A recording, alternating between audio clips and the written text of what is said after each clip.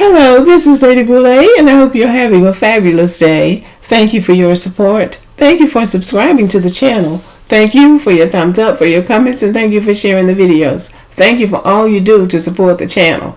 Well, I had to cut back and make a correction. In the video, I'm not black, I'm Dominican. I said that the Moroccans won the World Cup. Well, that was a mistake. They did not win, and several of you corrected me on that, and I appreciate it.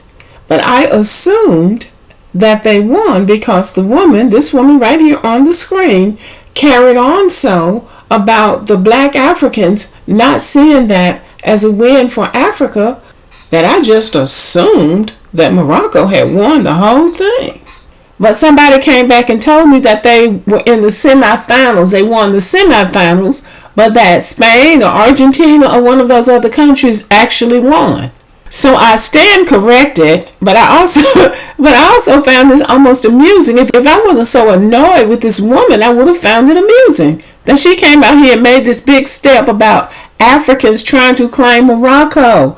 Well, the last we checked, Morocco is in Africa. Some of us can actually read a map.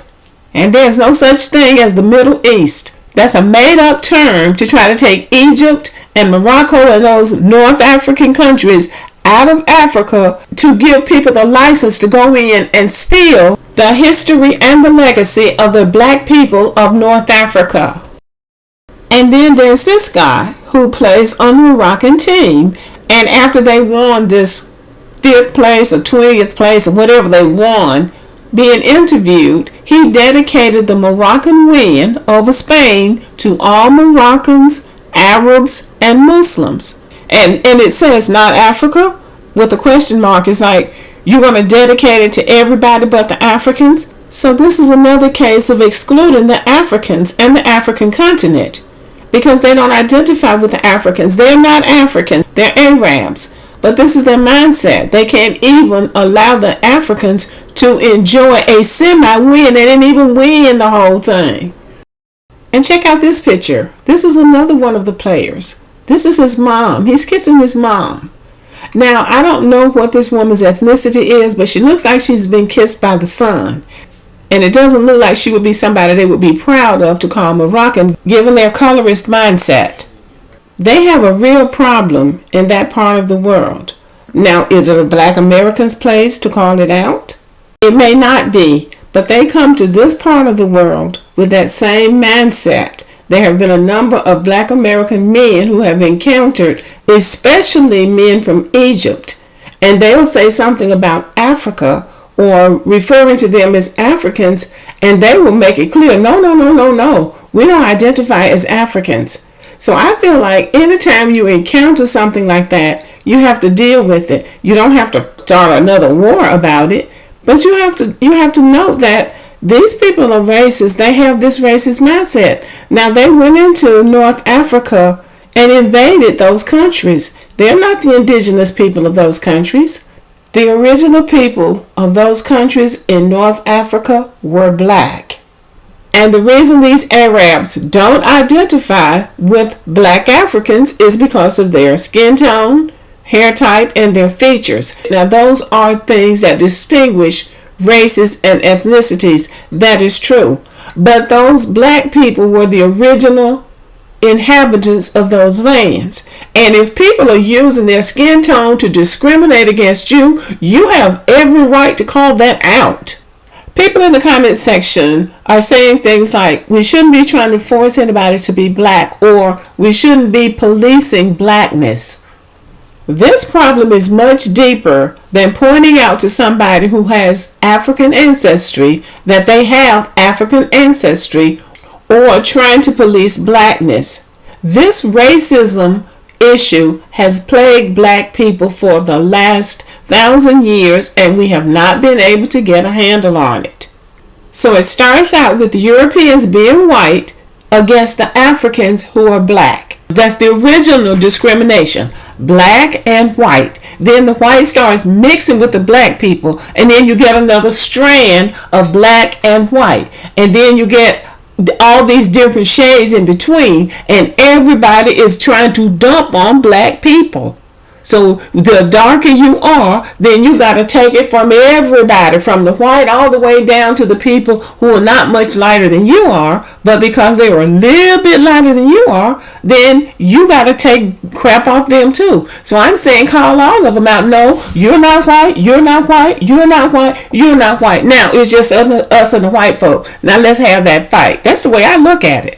Now, I may not be making this case as clearly as I would like to, because I do get sort of emotional about this. People have been using skin tone against black people at least the last at least the last 1,000 years. People have been using skin tone against black people, and they are still using it. That's the okie doke.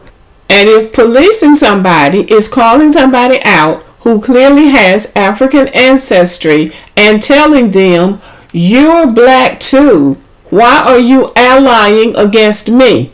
If that's policing those people, then let's go ahead and police them. Because it's not just about them saying, I'm Dominican or I'm Somali or I'm whatever it is they call themselves. It's about them trying to put themselves up over you and saying, I'm better than you because I wasn't a slave or because my skin is lighter than yours. Therefore, I deserve something that you don't. I was just watching a video the other day about Somalis and why Somalis in the United States don't identify as black.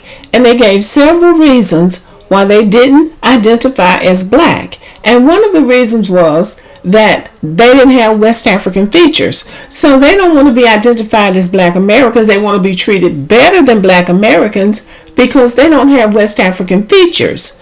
So, first of all, there's no such thing as West African features. But this is the kind of bar that people are setting to get out of blackness. But back to the Moroccans. They do not want to identify with the dark-skinned Africans because of their skin tone, hair type, features, blah, blah, blah, blah, blah. But at the end of the day, it has to do with resources. It's about them feeling like they have a right to take resources from dark-skinned people, from black people, because their skin tone makes them better. That's what it's about. That is a very low bar for humanity, but that's the bar that's been used against black people for the last 1,000 years. And there's another issue with that part of the world. Slavery started in that part of the world long before the Europeans got involved in it. Those Arabs were capturing and fighting those Africans up in North Africa before they took it over, before the Europeans got into it. They were the ones that drew the Europeans in it. So I say you speak out against them as well as anybody else.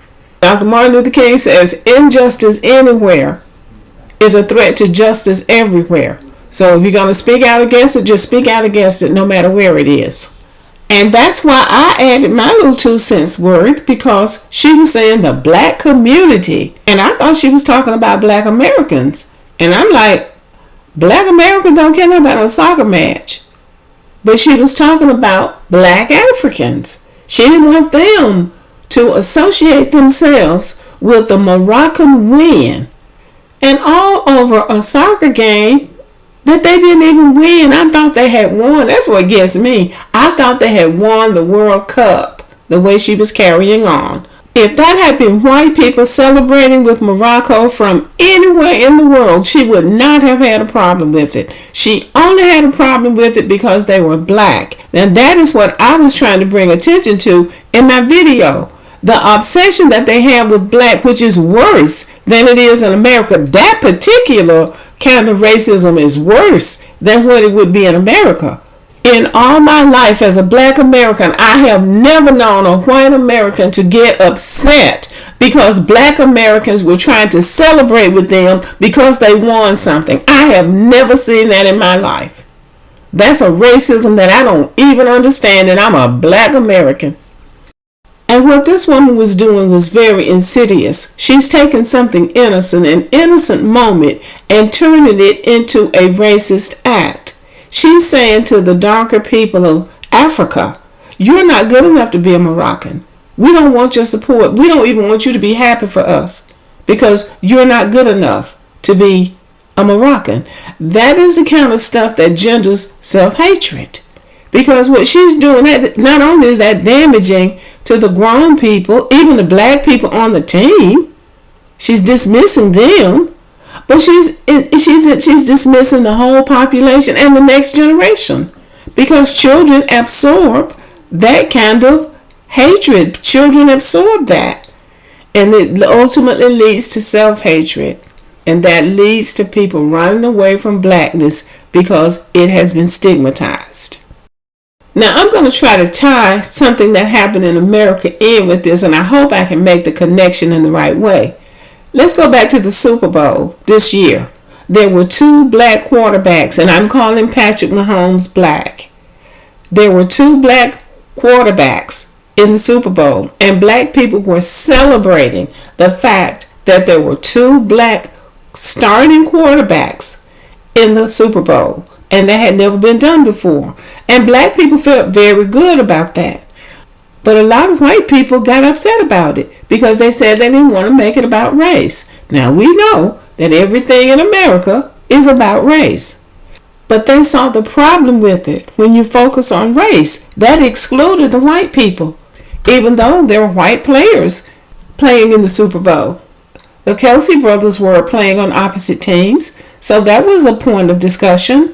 But black people were celebrating this black excellence, and that excluded the white people. They weren't used to being excluded, and it was a problem for them, for many of them. Now, unfortunately, white Americans are not able to see that when they do it. But when we do it, they can see the problem with it, and it is a problem. And back to this Arab woman. This woman really triggered something in me with the statement that she made. And you have to look at, it's actually 2 videos. This video that I actually was able to find is just a response to the first video. But there was another longer video that I saw that I can't find. But people were responding to what she had said in this video. And this is the one I want you to see. So I have put the link in the description box. And one of the good things about social media is that people like this who are very prejudiced will put their thoughts out there online. And I think they think a lot of people are going to agree with them. They have their crowd, that's for sure, but they also have detractors. They need to know that they don't have as many comrades as they think they have. This was a soccer game. This is not something that's going to uplift the whole of humanity. This is a recreational sport for people to have a good time. It's entertainment, but it's not a life-saving thing. And it shouldn't be treated like it is. It should be treated like the recreational, entertaining event that it is. And why not let everybody be in on the entertainment? But this tells you something about her national pride. And when your national pride is tied up in a sporting event that you didn't even win in the end, that lets everybody know that you have set a very low bar for your national pride. So I made this whole video to correct my mistake. Morocco did not win the World Cup, and it's probably a good thing that they didn't, because they don't seem like good winners. So maybe they will go back and grow some character, and maybe once they get some character, they'll be in a better position to win. Okay, let me know what you think about the video. Thank you for listening. Subscribe to the channel, give me a thumbs up, leave a comment, share the video, and as always, have a great day.